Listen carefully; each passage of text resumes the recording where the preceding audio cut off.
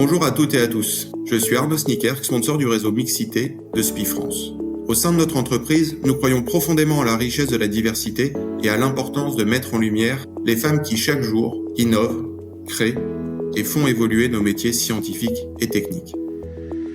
Dans ces podcasts, Énergie féminine, nous vous invitons à découvrir les parcours inspirants de collaboratrices de SPI. Pour chacune d'elles, nous vous proposons 2 interviews.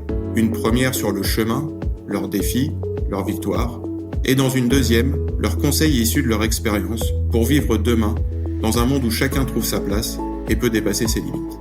Que vous vouliez en savoir plus sur nos métiers et les carrières dans notre secteur, ou que vous soyez intéressé par des thématiques de développement professionnel qui concernent tout le monde, je vous invite à écouter ces voix passionnantes et engagées.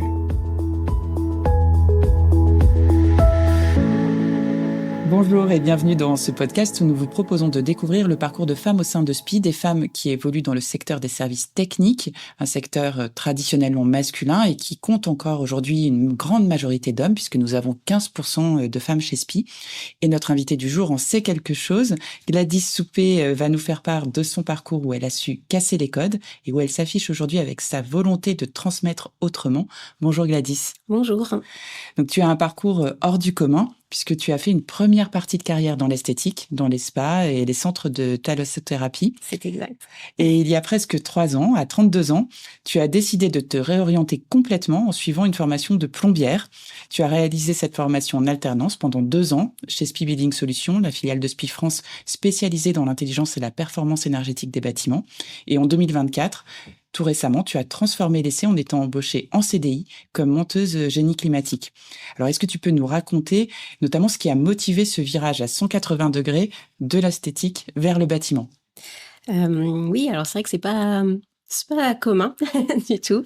Après, c'est plus avec ma vie aussi professionnelle. Je suis une maman aussi. Voilà, j'avais ma fille à l'époque qui était chez une nourrice et c'est vrai que ma nourrice en soi avait d'autres opportunités et malheureusement elle m'avait donné sa lettre de démission un peu précipitée. Donc voilà, en tant que maman et seule, voilà, parce que je suis une mère voilà, isolée. Je suis maman, je garde ma fille tout le temps toute seule. Je me suis dit comment en fait je peux gérer tout ça.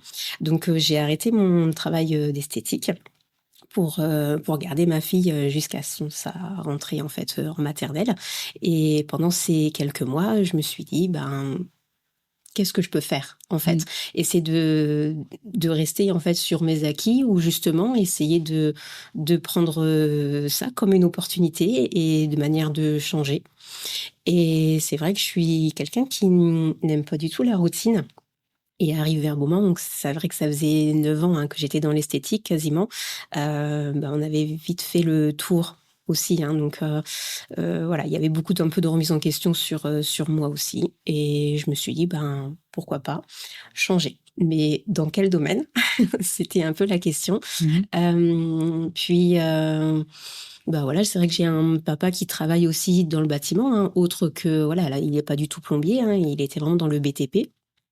J'avais de la famille également qui était également dans la plomberie et je me suis dit en fait pourquoi pas essayer de casser ces codes, pourquoi que des hommes et pourquoi pas. Voilà, c'est vrai que dans l'esthétique je croisais aussi dans le domaine de la beauté des hommes coiffeurs et je me suis dit c'est cool, ils ont osé aussi casser les codes de la coiffure femme et pourquoi ce serait pas mon tour de casser en fait ce code-là. Et je me suis penchée un peu sur la question et c'est vrai que le domaine du bâtiment, on fait toujours quelque chose de différent. On peut avoir la satisfaction de créer quelque chose avec nos mains et de se dire waouh, j'ai fait quelque chose aussi. Avoir cette satisfaction et je trouvais ça beau en soi. Donc je me suis posée un peu sur une table et puis j'ai énuméré un peu tous les métiers qui pouvaient exister et ça a fini par la plomberie. Donc super. Pourquoi ça aurait pu être chose, mais non, c'est passé comme ça, quoi. Et donc oui, c'est vrai que cette volonté de ne pas rester dans la routine, de casser les codes, en fait, ça fait partie de ta personnalité. C'est vrai. Mais malgré tout, c'est pas banal d'être une femme sur des chantiers de génie climatique. Comment ça se passe concrètement pour toi sur les chantiers? J'imagine que souvent tu es la seule femme présente. C'est vrai, c'est vrai qu'au final, je suis souvent la seule femme. Après, je pense que, comme tu venais de le dire, ça fait partie de ma personnalité. Et en moi, je fais pas de différence en fait avec une personne qui est en face de moi. Je me dis pas c'est un homme, je me dis pas c'est une femme, je me dis pas il ou elle est comme ci ou comme ça. En fait, je me dis c'est une personne à part entière et qui mérite autant de respect que moi j'en mérite aussi. Et donc, comme moi, je ne fais pas de différence, et bien en fin de compte, la personne qui va être en face de moi, va pas sentir cette barrière, hein, si je peux utiliser ça aussi comme ça, de différence. Donc, ça reste fluide en soi. Et voilà, j'arrive sur les chantiers et je fais un point avec mon chef de chantier. Je sais quel travail je dois faire, qu'est-ce que je dois accomplir. Et je me hâte à ma tâche et voilà. Et du coup, les journées se passent très très bien, c'est très fluide et bien sûr, on peut avoir besoin d'autres, hein, d'autres corps de métier aussi, mais on communique, enfin en mode on est normal quoi. Voilà, tout se passe très bien par rapport à ça. Ouais. Avec ton équipe, ça se passe très bien. Sur un chantier, il peut y avoir aussi d'autres entreprises qui interviennent, des Oui, co-traitants. Est-ce que ça t'est arrivé de ressentir de la discrimination? Est-ce que tu sens un regard différent parce que tu es une femme ou est-ce qu'au contraire, finalement, c'est de plus en plus fréquent et tu croises d'autres femmes aussi maintenant? Alors c'est vrai on peut croiser d'autres femmes, hein, pas encore dans la plomberie. Mais il y a quand même d'autres corps de métier et c'est vrai que le bâtiment, ça reste quand même très, très vaste, aussi, hein.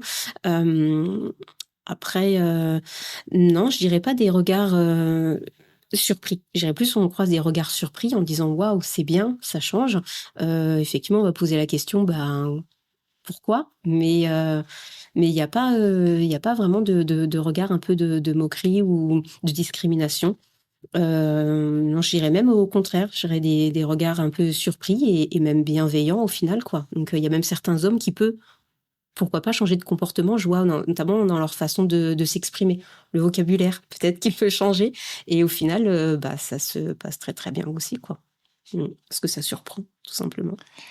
Tu dirais que, à ton avis, quels sont les moteurs de ta vie finalement à travers tes différentes expériences professionnelles, que ce soit dans l'esthétique, aujourd'hui dans la plomberie? Qu'est-ce qui motive tes expériences? Eh ben, je dirais, comme j'ai énuméré tout à l'heure, la satisfaction en fait de faire quelque chose aussi de nos mains, la satisfaction du regard client. Quand on va chez le client et que on va voilà, lui apporter une alimentation d'eau, lui réparer sa fuite ou apporter quelque chose comme ça, le regard satisfait du client et notre propre satisfaction d'avoir réussi aussi à faire quelque chose, nous, avec nos mains en fin de compte. Donc ça, je trouve ça beau au final, et c'est valorisant en même temps pour nous et même pour d'autres personnes, en disant que, on est capable de le faire aussi. Il y a peut-être aussi une volonté de liberté parce que finalement tu travailles aujourd'hui à Rennes. Mmh. C'est pas forcément l'endroit où tu es originaire et même d'un point de vue géographique, tu as beaucoup bougé dans ta C'est vie vrai, professionnelle. c'est vrai. J'ai beaucoup bougé aussi. Donc moi, je suis née en Bourgogne, donc j'ai fait une bonne partie aussi en Bourgogne. Dans ma vie après privée plutôt que professionnelle, j'ai quand même beaucoup voyagé dans différents pays, hein, voilà, en backpacker, sac à dos et on part en van à l'aventure. Donc j'ai fini par arriver à Rennes, avec l'esthétique justement et au final c'est une ville un peu, qui m'a acceptée, qui m'a accueillie et dont je suis bien, donc j'ai envie d'y rester, aussi. Hem et puis, oui, après tout, enfin, ça reste fluide, tout ça, quoi. Je me sens bien dans ce milieu aussi, quoi.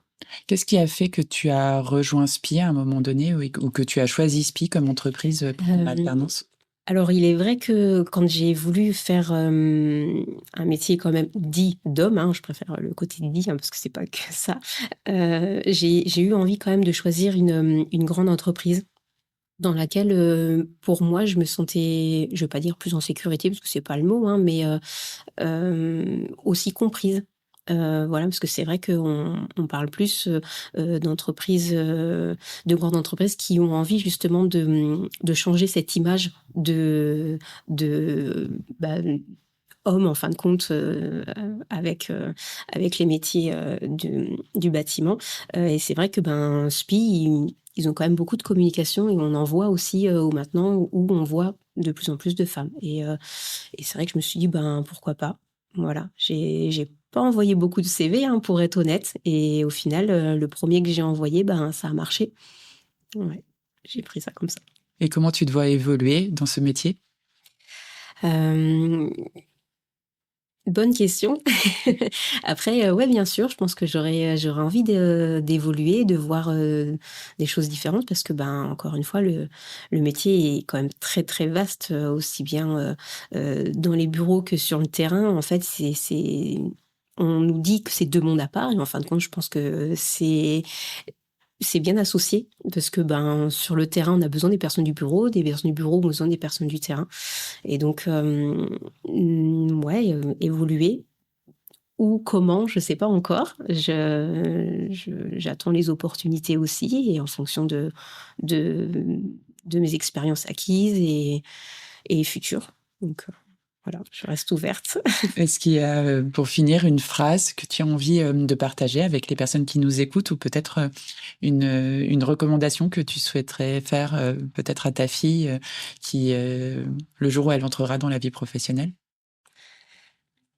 Ouais, c'est la phrase un peu... bonne question, je sais pas vraiment, mais ouais, essayer de casser les codes. Souvent, j'utilise un terme très familier de « on défonce les barrières ». On nous met souvent des barrières en disant « une femme doit être comme ci, elle doit faire tel métier » ou autre. Et c'est vrai que même à l'école, on va voir des conseillères d'orientation et vous êtes bonne en maths, vous allez faire comptable, ou vous allez être secrétaire ou autre. Et on est un peu rangé dans des cases.